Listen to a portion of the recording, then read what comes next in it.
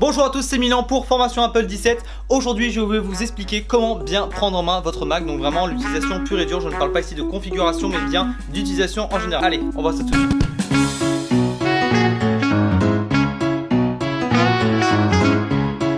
Bien, donc alors nous allons tout de suite commencer. Donc une fois que vous êtes sur votre bureau, vous devriez avoir quelque chose qui ressemble à ça. Donc votre fond d'écran avec vos dossiers, vos applications, votre barre de tâches et votre barre de tâches pour une application. Donc je vais essayer de faire très simple et rapide. Donc d'abord vous avez ici en haut au niveau de ma souris la barre de tâches pour une application ou pour le Finder. Donc le Finder c'est le système d'exploitation. Donc ici sur la pomme ça sera toujours accessible, c'est des informations assez simples. Donc par exemple à propos de mon Mac pour savoir sous quelle version de logiciel il tourne, pour savoir tout ce qui est moniteur, stockage, assistance et services. Donc ça c'est vraiment des petites informations sur le Mac. Ensuite après il y a tout ce qui est préférences système. Donc là je dédierai tout simplement une vidéo sur tout ce qui est réglage du Mac parce que c'est très complet et ça prend du temps. Enfin vous allez avoir l'App Store directement pour télécharger des applications. Les éléments récents, donc là on peut voir que j'utilisais Aperçu, Final Cut Pro, donc ça ce sont des applications ici. Ensuite force à quitter, donc ça c'est pour, imaginons qu'une application est bloquée, que vous ne pouvez pas éteindre mon Mac parce qu'elle bloque sa fermeture, et bien vous pouvez tout simplement la force à quitter. Donc évidemment si vous faites ça et que vous avez des données sensibles que vous n'avez pas enregistrées sur cette application, vous perdrez tout. Enfin vous avez suspendre l'activité, donc ça c'est pour, comme son nom l'indique, tout simplement suspendre l'activité du Mac parce que vous êtes parti, je sais pas, aller chercher un café, rencontrer votre mère, je ne sais pas qu'est-ce que vous faites de votre vie. Ensuite redémarrer, voilà, éteindre, voilà, verrouiller l'écran, pareil, et fermer la session Milan, donc fermer votre session.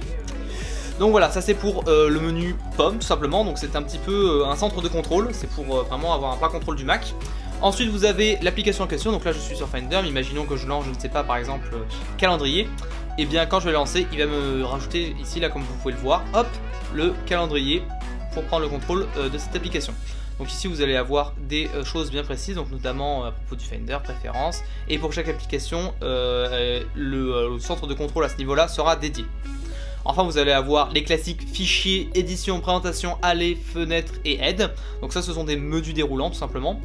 Donc là pareil, nouvelle fenêtre, nouveau dossier, tout ça. Donc ça après il y a évidemment des raccourcis pour évidemment éviter de passer par là. J'en ferai aussi une vidéo dédiée. Évidemment si vous êtes perdu là dès cette partie là avec nouveau dossier, nouvelle fenêtre, je ferai une vidéo spécialement pour vous, ceux qui sont en inclusion numérique et qui ne comprennent rien du tout. Et de toute façon le meilleur c'est évidemment de suivre mes formations par internet. Donc de vous abonner si ce n'est pas déjà fait. Donc vous avez un petit bouton en bas, s'abonner, rouge, c'est gratuit.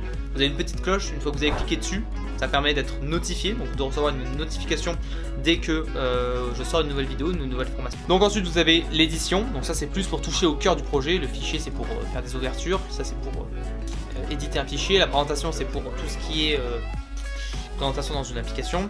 Aller, ça c'est pour aller dans certains endroits, éléments. Ensuite vous avez la fenêtre, donc là c'est pareil, une fenêtre, tout ce qui est plus classique, et une aide. Alors ça me sert beaucoup, notamment quand je suis sur Final Cut Pro, quand je veux prendre quelque chose en général, et bien j'utilise ça tout simplement. Donc ça voilà, ça c'était pour la barre de tâches qui est dédiée au Finder et aux applications tierces avec tout simplement un menu déroulant spécifique. Ensuite vous avez ici là la barre avec des petits icônes, donc ça c'est une autre barre de tâches mais c'est ce qui influe directement sur le Mac. Donc ici vous avez le centre de contrôle. Donc ici vous avez plusieurs actions, notamment Night Shift qui vous permet de brunir l'écran. Je ne sais pas si ça se verra sur mon enregistrement d'écran, ne pas déranger. Donc la météo, tous ces widgets là qui sont tout simplement des carrés ici, vous pouvez tout simplement les modifier avec le bouton ici modifier. Je ferai une vidéo dédiée qui parlera d'iPhone, d'iPad et de Mac sur les widgets en général. Donc vous avez la météo, enfin vous avez vraiment tout ce qui est le plus classique, la bourse, l'horloge mondiale à l'écoute, la calculette et tout ça. Voilà, donc ça c'est le control center. Enfin vous avez Siri. Quel temps fait-il à Barcelone? Voici la météo d'aujourd'hui pour Barcelone, Espagne. Tout simplement, donc Siri qui est votre assistant vocal qui vous permet de faire des tâches relativement simples sur le Mac. D'ailleurs je trouve pas très évolué. Autant sur l'iPhone le HomePod tout ça, ça passe, mais là non. Donc dites-vous que Siri c'est vraiment votre assistant vocal. Donc soit pour l'invoquer vous utilisez la petite pastille en haut, soit un raccourci clavier que j'expliquerai dans une prochaine vidéo. Mais voilà, sachez que ça peut vous permettre de gagner un peu de temps.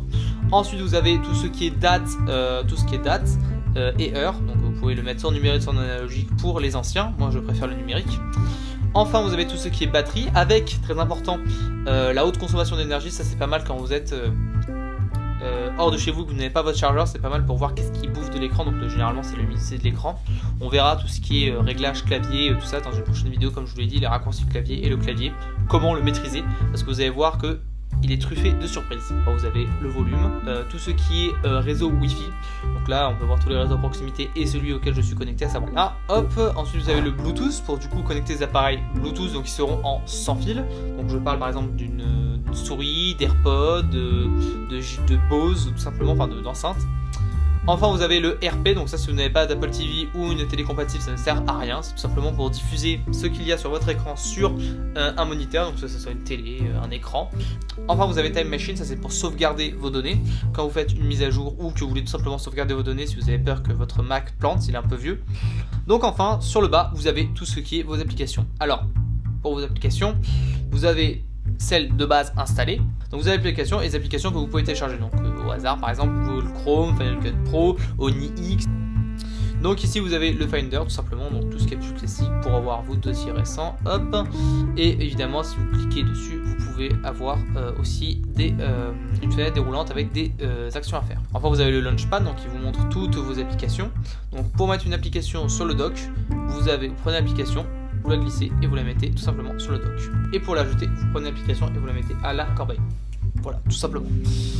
Donc au niveau des applications, il y a de tout, hein. Donc je ferai évidemment une vidéo dédiée pour chaque application, comment bien s'en servir, tout ça. C'est très important de bien maîtriser les applications de base et puis après d'installer des applications tierces pour pouvoir optimiser votre travail. Enfin, sur le bureau, vous pouvez faire un clic double pour avoir un nouveau dossier, lire les informations dans le dossier. Donc par exemple, je peux prendre celui-là, hop, et lire les informations de ce dossier-là, savoir qu'il fait 13 Go, tout ça, voilà. Enfin, je peux modifier le fond d'écran, donc mettre ce fond d'écran qui est classe, mais aussi mettre un magnifique lion, hein, mais bon, j'ai quand même ma petite tendance pour le nuage de l'iMac Pro.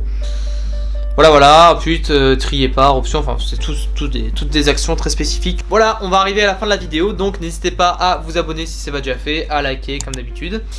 Voilà, moi je vais vous laisser avec ça. Allez, salut, à la prochaine pour de futures formations.